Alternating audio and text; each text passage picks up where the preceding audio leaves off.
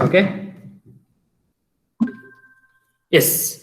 Good morning, everyone. Today we are going to have a class on again the multiplication of signals, and I'm going to teach you regarding the periodic signals once you have a sum of two periodic signals there.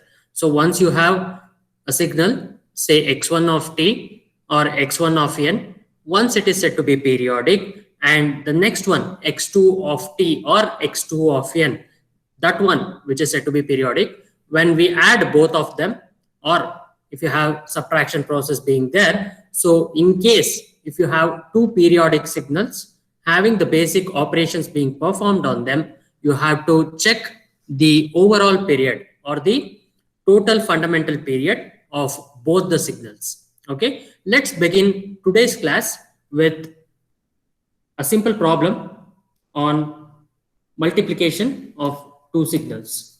Okay, now let me start the class. I think I have already shared this problem in your class group. Using the following sequence, using the following sequence, it is not a sequence generally. This is how the question will be. This is one of the question paper problem. Okay, so using the following continuous time signal, I'll just make a change. Using the following continuous time signal x1 of t and x2 of t, x1 of t and x2 of t. Just a moment.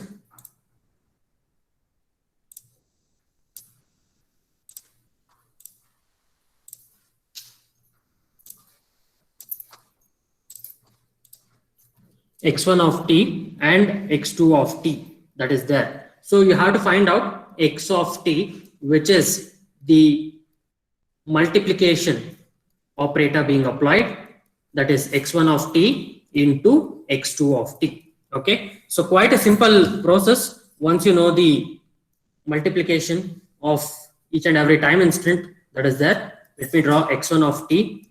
It's a simple signal. Yes, so it is 0, this is 1, this is 2, this is 3, and at 4 it is 0. Okay, and negative thing, that is time on the negative side, it is also 0. This is the signal x1 of t. This is the signal x1 of t. I request everyone to log in from their personal mail IDs. I request everyone from here onwards to log in from their personal mail IDs. This is x2 of t. This is t. Okay, this is the trapezoidal signal that I have now. Okay, 0, this is 1, this is 2, and this is 3. Okay, this is 1. So magnitude, let me name it as 1 and 2 for x1 of t, and this is x2 of t.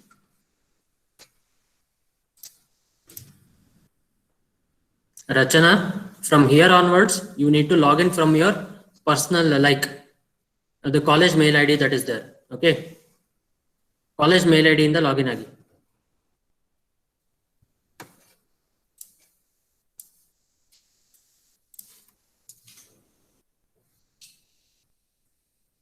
Okay, x1 of t and x2 of t are said to be the two signals. I need the multiplication of these two signals. What is the resultant signal that we have to find out? Okay, so signal x2 of t and x1 of t is given here. Now you need to apply the multiplication process to find out what is x of t signal will look like, or you need to sketch x of t signal. Okay, let me go with the process quite quickly.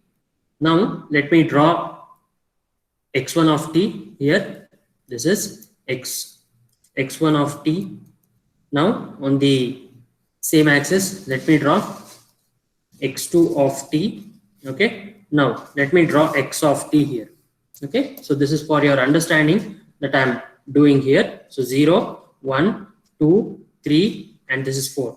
So now you have 0 to 1, 1 to 2, you have the like the magnitude as 2 and 0 to 1.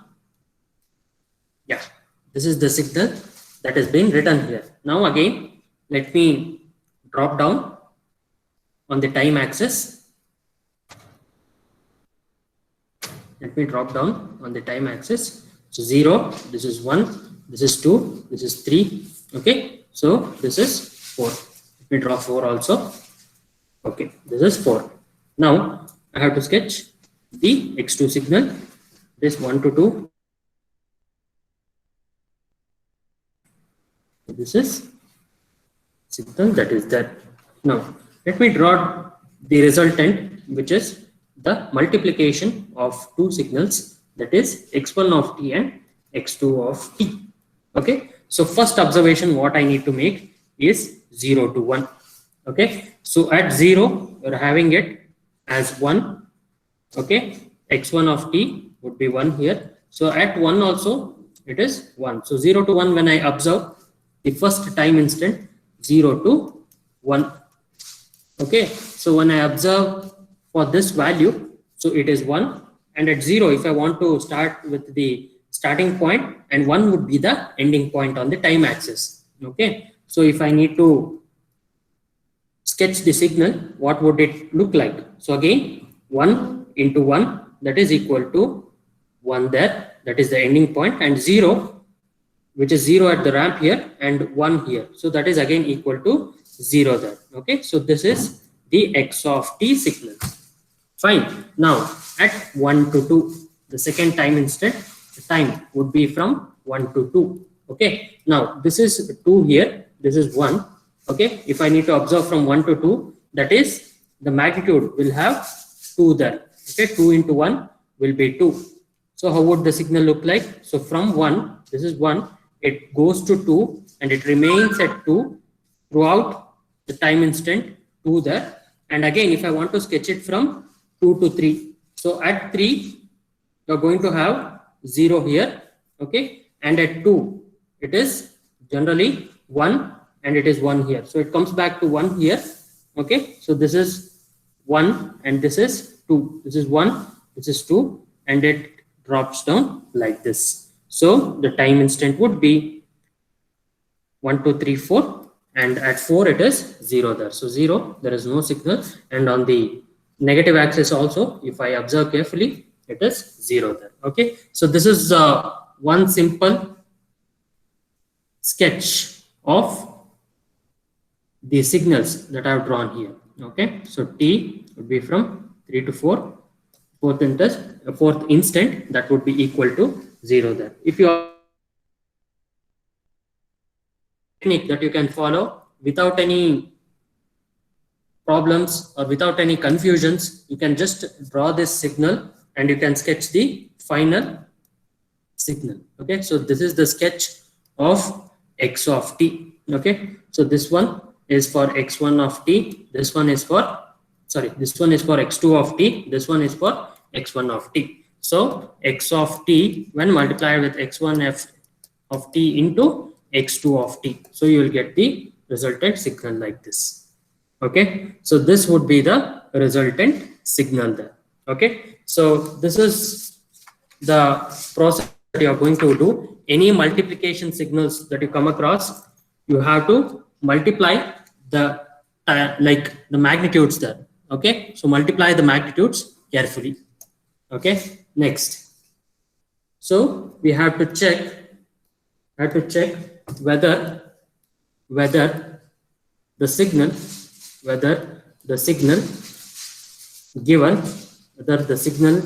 given is periodic or not. The signal given is periodic or not. Okay, so you have to check whether the given signal is periodic or not. Okay, so what we were doing earlier is we are going to take one of the signals and then we have to multiply, like we have to find out the periodic nature of it, whether it is periodic or not, whether you are going to have the time period that is there once it is generally periodic in nature. So here on, what we are going to do is we are going to find out whether the given signal is periodic or not, given the sum of the signals. Okay, So then we are going to find out the fundamental period of the sum of that signal there. So let me go with this problem which is mentioned here. So x of t equals cos of pi by 3t plus sine pi by 4t. Okay, so this is the problem that is mentioned here, and let me give the next problem also, which will be a non-periodic signal. I know that, but we have to verify whether it is a periodic or non-periodic just for the verification. Okay, so sine of root 2 t. Okay, so this is the second problem. So this is the first problem what I'm going to take right now, and I have two signals here. Say x1 of t equals cos of pi by 3 into t. Next, I have x2 of t, that would be equal to sine of pi by 4 into t. Okay, now I have to check here. This is omega 1, this is omega 2.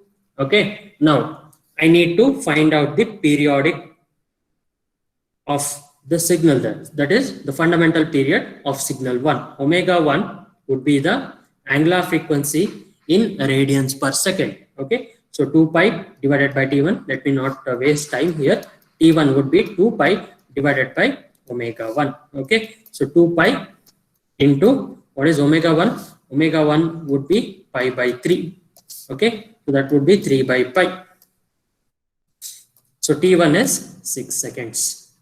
Okay, so t1 is 6 seconds.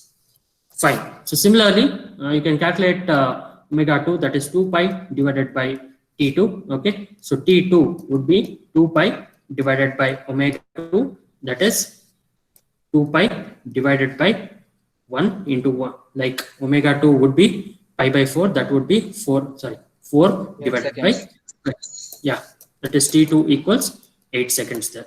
Okay, yes. So now it is the periodic nature of the signal x1 and x2. You have to see to it that, so this is the fundamental period t1 and t2. You can verify yourself. I'll just leave it to you. You have to change from x of t, where t should be changed from t to t1 for x1 of t, and t to t plus t2 for x2 of t there. Okay, so that is one thing that you have to change, and definitely x of t will be equal to x of t plus 1, and it would be x2 of t equals x of t plus t2 for the second signal. So both the signals are said to be periodic. Both are said to be periodic. Okay, you have to verify. Definitely it would be a periodic signal first, then only you can check whether the sum of the signals given is periodic or not. Okay, so I mean generally what we have there. Okay, yes. So the next one what we have here, this is the, okay, so now to find the fundamental period, to find the fundamental period of both the signals, both the signals x1 of t and x2 of t, x1 of t and x2 of t. What do I need to do? So I need to check. This is one of the important property here I'm writing. So it should be a rational number. Okay, so it should be a rational number, then only you can, sorry, it should be a rational number. I repeat, so t1 by t2, it should be a rational number. Okay, so t1 by t2 should be a rational number. Then the signal x of t is said to be periodic. Okay, so this is the condition what you have to remember, that is t1 by t2, that should be a rational number. In case if it is an irrational number, right, root 2, root 3 or pi, okay, so then you can say that it is a non-periodic signal. So in case if you get it as a irrational number or not a rational number, you can generally call it to be a non-periodic signal. Okay, so now what was T1 there? T1 was 6 and T2 was 8. Generally it reduces to, yeah, 2 3s are 2 4s are, that is 3 by 4. It is definitely a rational number. Okay, definitely a rational number. Okay, so you can say that the time periods, say T1 was 6 seconds, okay, T2 was 8 seconds there. So when I take the ratio of it, that is T1 by T2, that would be equal to 3 by 4. It is a rational number there. Okay, so I'm taking the signal 1 divided by signal 2 period. Okay, so periodic signal, that we have to verify it once, and then we have to take the fundamental period of signal 1, and then we have to take the fundamental period of signal 2, then take the ratio of it. It should be a rational number there. Okay, so once it is a rational number, so you are going to find out the fundamental period of x of t. So this confirms that x of t is a periodic signal. I just told you x of t is a periodic signal. So we have to find out whether the fundamental period. So what is the fundamental period of x of t signal? What is the fundamental period of x of t signal? Okay, so the fundamental period of x of t signal we have to find out, and how we are going to find out is you are going to take the LCM of this number, that is t1 and t2. Okay, so the reduced form can also be taken. So the LCM of t1 and t2 can be taken there. Okay, so if the LCM of t1 and t2, if you want to find out, so 3 and 4.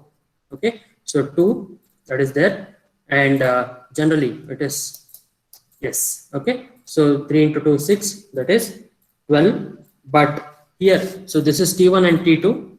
You can just take the next version also, that is, instead of taking this, let me go directly to 6 and 8, that is the LCM which is there. So 2 3s are, 2 4s are, that is going to be there. Next, the reduced form, that is 3 and 2. Okay, so it comes to around 24 seconds.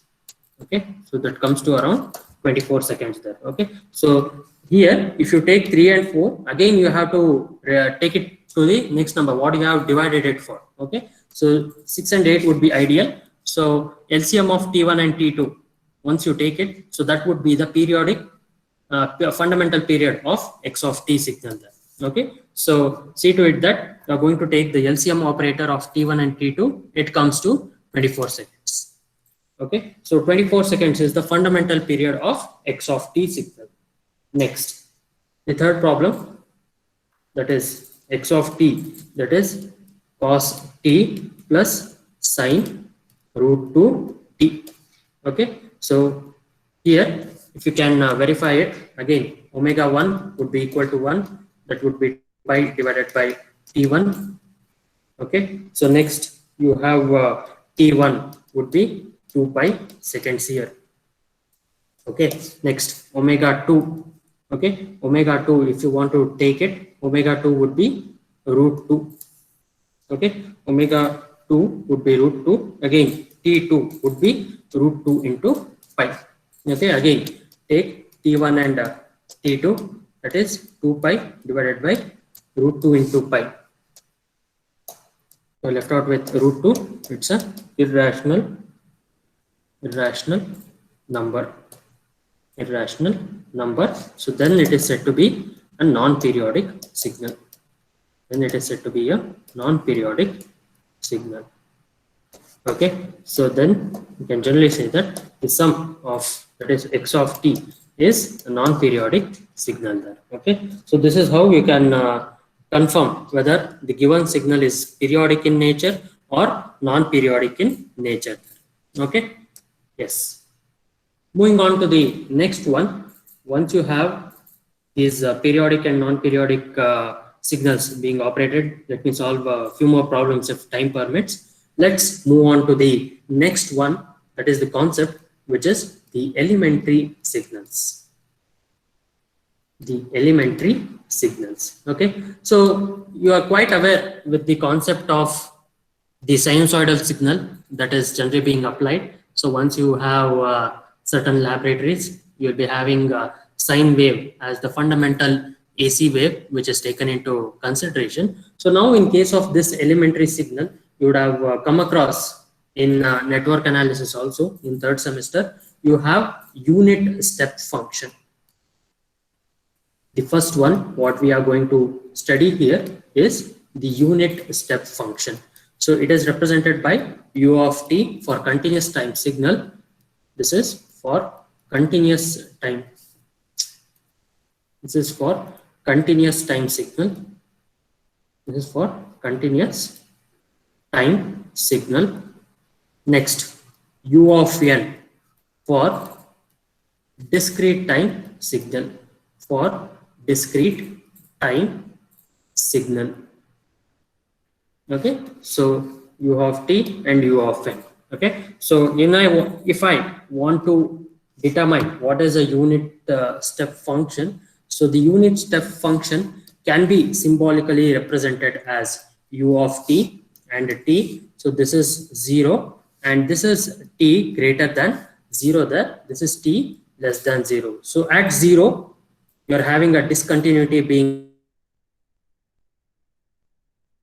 having a magnitude of 1, and at 0 you're going to have the step down. So generally we say that this is 0 minus and 0 plus here, right? So if you have observed it, so this is the time instant where the signal generally goes from 0. Generally at t less than 0 it will be having 0, and suddenly at t is equal to 0 plus we are having a discontinuity being formed there. So u of t is generally said to be a discontinuous signal also. So unit step function, so its magnitude is said to be equal to 1 here. Magnitude is said to be 1 or said to be unity. Okay, so how do I represent it mathematically? What I did for the previous signal. So mathematically the signal u of t can be represented as, so let me write here u of t. So how do I represent it? I have only two values, that is 1 and 0. So where do I get 1? Where t is greater than 0, okay, and for t less than 0. Okay, in generally what you can write it t greater than or equal to 0 there. So 0 minus and 0 plus here. If I want to say it quite carefully, so that is at 0 plus you are going to have the magnitude equal to 1 there, right? So t greater than 0 plus will be having a magnitude of 1. So the sketching of the signal would be taken in this way here. Okay, so for t less than or equal to 0 minus, if I can write it like this, then also it is correct. Or if you just leave it here, okay, so if you just leave it like this, this is also correct. So if I want to express it in terms of 0 plus and 0 minus, I can express it like here what I did. So u of t can be represented with two magnitudes, that is 1 and 0 there. Okay, so now let me apply this time shifting property for unit step function. Time shifting property for unit step function. For unit step function, time shifting property for unit step function. Okay, so now, so what was there? U of t is the signal. Generally we are taking a continuous time signal here. So change t to t plus t naught. Okay, t naught may be any other value which is definitely not equal to 0. Okay, so if I change from t to t plus t naught, okay, so changing the value, so we are giving a shift here. Okay, so t naught might be less than 1 or greater than 1. So any other value which is there, okay, so sorry, t naught would be greater than 0 or less than 0 there. Okay, so when I change t to t plus t naught here, so what is the value that I'm going to get here? So it is 1 and 0. The values will not change. I repeat, the values will not change. It is only 1 and 0. Okay, so what we did for u of t signal, if I want to show it to you, So what we did was, for t here, for t, we are going to have t greater than equal to 0, it is 1, and for t less than 0, it is 0 there. Okay, next one. So for t plus t naught, only I am changing t here. Next again, t plus t naught greater than or equal to 0, that is less than 0 here. Okay, so t plus t naught greater than equal to 0. Next, t plus t naught less than 0 there. So now what is the change that I can make here? 1 and 0, t. So if I move it to the other side, that is t greater than or equal to minus t naught. Next, t less than minus t naught. So that is equal to 0 there. So these are the values that you are going to get, that is at t greater than or equal to minus t naught, and 0 for t less than minus t naught there. Okay, so if I want to sketch the u of t plus t naught signal, for example, this is the signal what I'm going to sketch here, u of t plus t naught, that is t here. So now what we did for the other signal, if it is like generally having a magnitude of 1, so we just shifted the signal towards the left by t naught. Okay, t naught units, generally what we represent here. Okay, so this is how the signal would look like. So the signal u of t is shifted. U of t plus t naught is the shifted version. I repeat, shifted version of u of t signal, u of t signal towards left by t naught units, by t naught units towards the left. That is again, this is t less than 0, this is t greater than 0. So you are only having a magnitude equal to 1 when you cross, say t would take generally minus 1 here. For example, let me take the value t naught to be equal to 2 there. Generally u plus t naught would be equal to 2. So once if I take t naught equals to 2, that would be u of t plus 2. Okay, so u of t plus 2, if I want to sketch a signal, how would the signal look like? So this would be the signal here. So minus 2, this is minus 1. So this at the left hand side, whatever the signal is there, so it is going to have a magnitude of u of t plus t naught here. Okay, so that is one thing that you can clearly observe. That is, sorry, this is 2. Okay, that is 2 here. Fine. So this is having a magnitude equal to 1. The height from the x-axis is said to be equal to 1 here. So that is minus 3, which is minus t here. Fine. So u of t plus 2. So this is the shifted version to the left by t naught units. So t naught here is taken as 2. That is one thing that you have to keep in mind there. Okay. Next, what happens if it is u of t minus 2? Okay, u of t minus 2, how would the signal look like? Okay, so u of t minus 2. Fine. So how would the signal look like? So it would be a delayed signal. Generally it is 2, here it is 1, here it is 0, it is 3, 4. Okay, so you are going to have minus 1, minus 2. Fine. So again, it is having a magnitude of 1. So u of t minus 2 is shifted towards right,